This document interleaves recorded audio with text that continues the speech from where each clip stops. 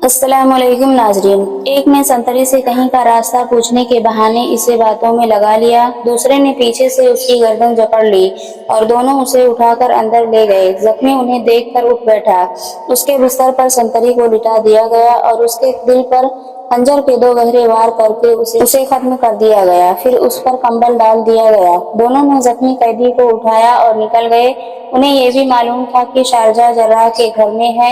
उन्हें डर था कि वो नहीं मानेगी और अगवा नाकाम बना देगी, लेकिन उसे भी वहां से गायब करना जरूरी था क्योंकि उसके पास भी एक राज था। 2 आदमी घात में बैठे थे। जो ही जर्राह और शारजा तंग और तारीक गली में आए, उन्हें जकड़ लिया गया और अगवा कामयाब हो गया। अली बिन सुफियान जैसा घाघ सरागर सा कोई और तजर्बा करना नहीं चाहता था। उसने जर्राह और शारजा के बयानों पर फौरी एतबार न किया। ये भी साजिश की एक कड़ी हो सकती थी। उसने दोनों को अलग कर दिया और उनसे अपने अंदाज से पूछगछ की। जर्राह दानिशमंद आदमी था। उसने अली बिन सुफियान को कायल कर लिया कि उसने जो बयान दिया है वो लफ्ज़ बलफ्ज़ दुरुस्त है। उसने कहा कि एक तो जज्बाती पहलू था। इस लड़की की शक्ल सूरत उसकी मरी हुई बहन से मिलती जुलती थी, इसलिए वो इसे अच्छी लगी और वो उसे अपने घर भी ले जाता रहा और जख्मी के मकान में भी उसके साथ ज्यादा वक्त बैठा रहता था। जर्राह ने बताया कि उसके इस सलूक से लड़की इतनी मुतासिर हुई कि उसने अपने कुछ शकूक उसके सामने रख दिए। ये उस लड़की का दूसरा पहलू था जिस पर जर्राह ने ज्यादा तवज्जो दी। लड़की मुसलमान थी, लेकिन मालूम होता था कि उस पर बड़े ही खतरनाक असरात जो बाहर से आए हुए थे काम कर रहे थे।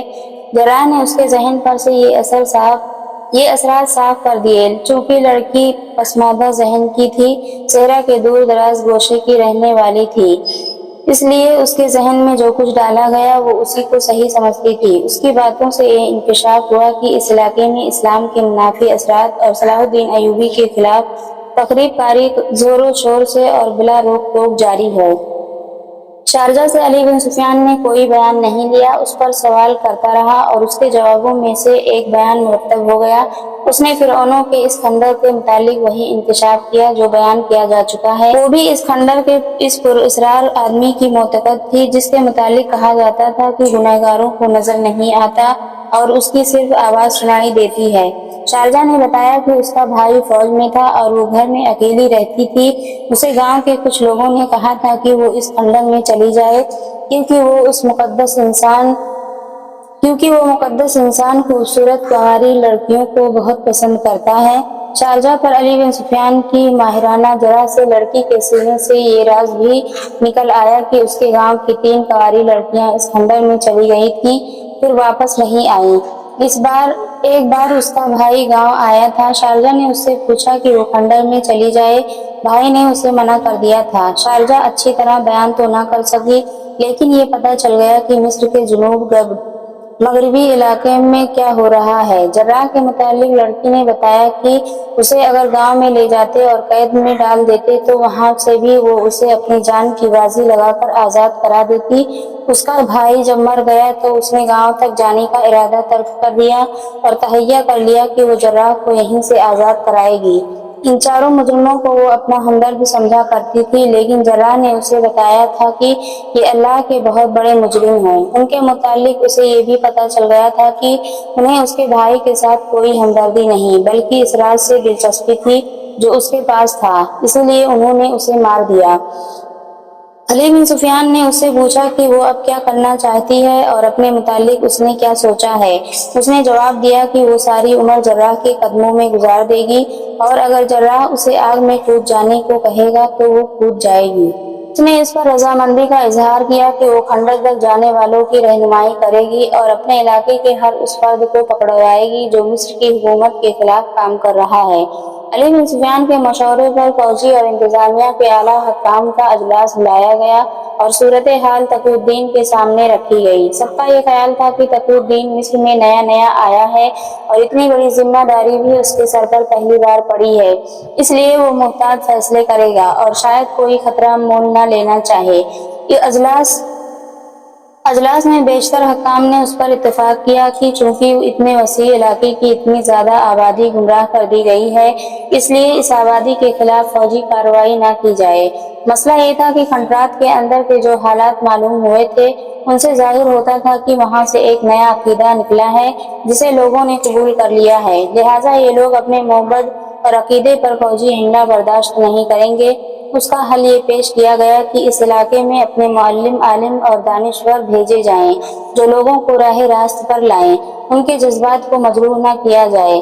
اجلاس میں ایک مشورہ یہ بھی پیش کیا گیا کہ سلطان ایوبی کو صورتحال سے آگاہ کیا جائے اور ان سے حکم لے کر کارروائی کی جائے۔ اس کا مطلب یہ ہے کہ آپ انسانوں سے ڈرتے ہیں، تقی الدین نے کہا، اور آپ کے دل میں خدا اور اس کے رسول سلام کا ڈر نہیں، جن کے سچے مذہب کی وہاں توہین ہو رہی ہے۔ امیر مصر اور سالار اعلیٰ کو خبر تک نہیں ہونے دی جائے گی کہ مصر میں کیا ہو رہا ہے۔ کیا آپ اس سے بے خبر ہیں کہ وہ میدان جنگ میں کتنے طاقتور دشمن کے مقابلہ میں سینہ سپر ہیں؟ کیا آپ صلاح الدین ایوبی کو یہ تاثر دینا چاہتے ہیں کہ ہم سب 2-4 ہزار گنہگاروں اور دشمنان دین سے ڈرتے ہیں؟ میں براہ راست کارروائی کا اور بڑی ہی سخت کارروائی کا قائل ہوں۔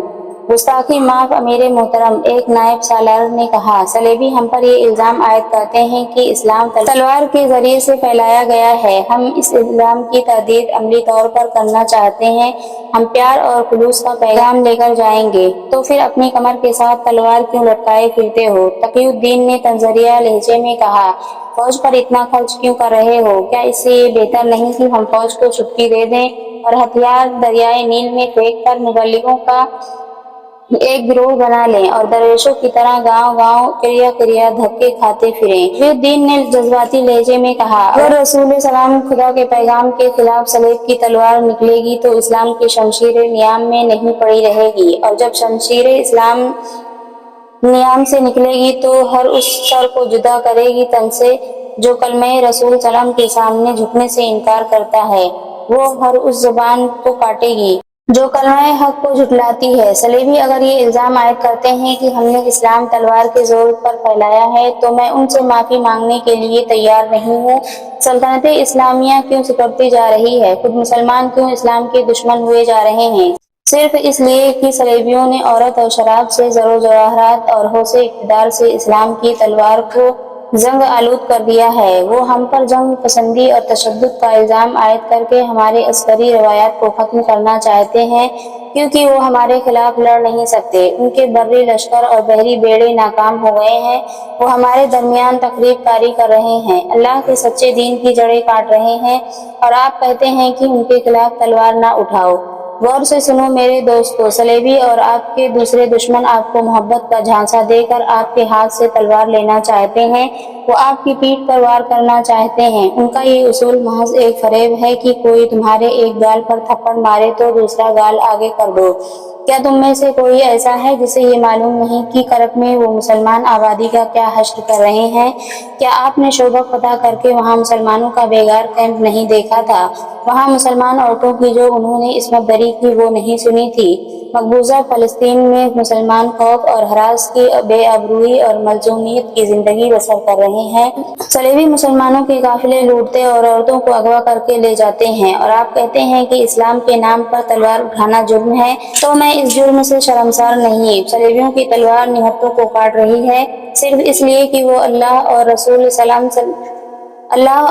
سلام کے نام لیوا ہیں، صلیبی اور بتوں کے پجاری نہیں۔ تمہاری تلوار صرف وہاں سے گر پڑنی چاہیے جہاں سامنے نہتے ہوں اور ان تک خدا کا پیغام نہ پہنچا ہو۔